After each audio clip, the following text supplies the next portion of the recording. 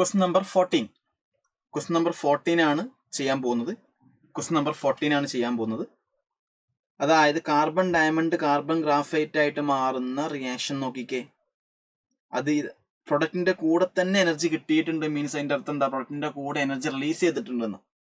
Okay, അപ്പൊ അതായത് ഈ ഒരു വാല്യൂ നമുക്ക് എന്തായിട്ട് എടുക്കാം? -x ആയിട്ട് എടുക്കാം, ഇത് -y ആയിട്ട് എടുക്കാം, ഇത് -z ആയിട്ട് എടുക്കാം. പ്രൊഡക്റ്റിന്റെ കൂടെ എനർജി പ്രൊഡക്റ്റ് പ്ലസ് ഒരു റിയാക്ഷൻ തന്നിട്ടുണ്ടെങ്കിൽ അതിന്റെ അർത്ഥം ΔH = -x ആയിട്ട് എടുക്കണം. അതായത് പ്രൊഡക്റ്റിന്റെ കൂടെ എനർജി കിട്ടി എന്നാണ് ഇതിനെ കൊണ്ട് ഉദ്ദേശിക്കുന്നത്. പ്രൊഡക്റ്റിന്റെ കൂടെ എനർജി കിട്ടുക മീൻസ് റിയാക്ഷൻ നടക്കുമ്പോൾ എനർജി റിലീസ് ചെയ്തിട്ടുണ്ടെന്ന്. എനർജി റിലീസിങ് മീൻസ് അത് എക്സോതെർമിക്ക. അതുകൊണ്ട് നിങ്ങൾ എന്ത് ചെയ്യണം?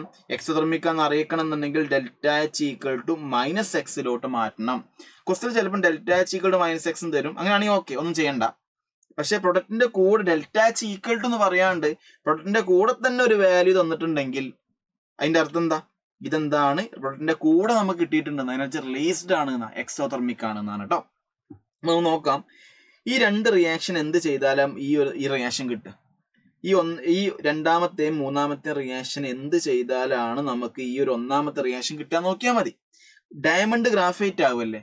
ഇവിടെ നോക്കിക്കേ, നമുക്ക് എവിടെ വേണ്ടത്? ഈ ഡയമണ്ടിന് റിയാക്ടൻസ് സൈഡിലാണ് വേണ്ടത്, ഗ്രാഫൈറ്റിന്റെ പ്രൊഡക്റ്റ് സൈഡിലാണ് വേണ്ടത്. അപ്പൊ ഇവിടെ ഡയമണ്ട് റിയാക്ടൻസ് സൈഡിൽ തന്നെയാണ്.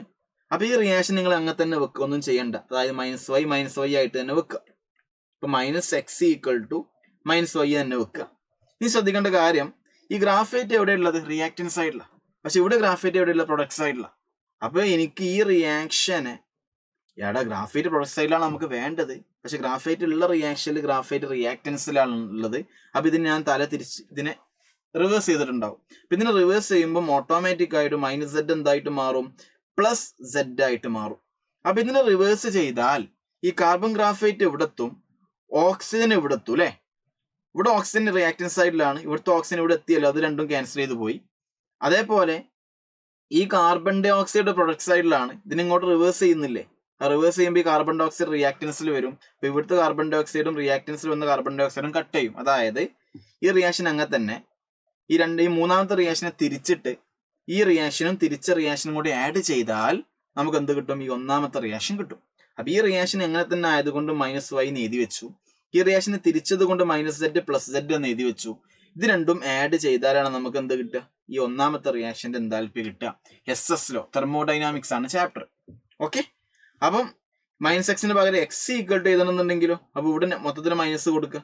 -y, ഇതിന് മൊത്തത്തിൽ മൈനസ് കൊടുത്താൽ മതി. -y മൈനസിന്റെ മൈനസ് എന്താ? പ്ലസ് അല്ലേ? അപ്പം +y വരും. മൈനസിന്റെ പ്ലസ് മൈനസ് അല്ലേ? അപ്പൊ -z എന്ന് വരും. അപ്പൊ y - z = x ആണ്. ഓപ്ഷൻ 4 ആണ് എന്തായിട്ട് വരിക? ആൻസർ ആയിട്ട് വരിക കേട്ടോ.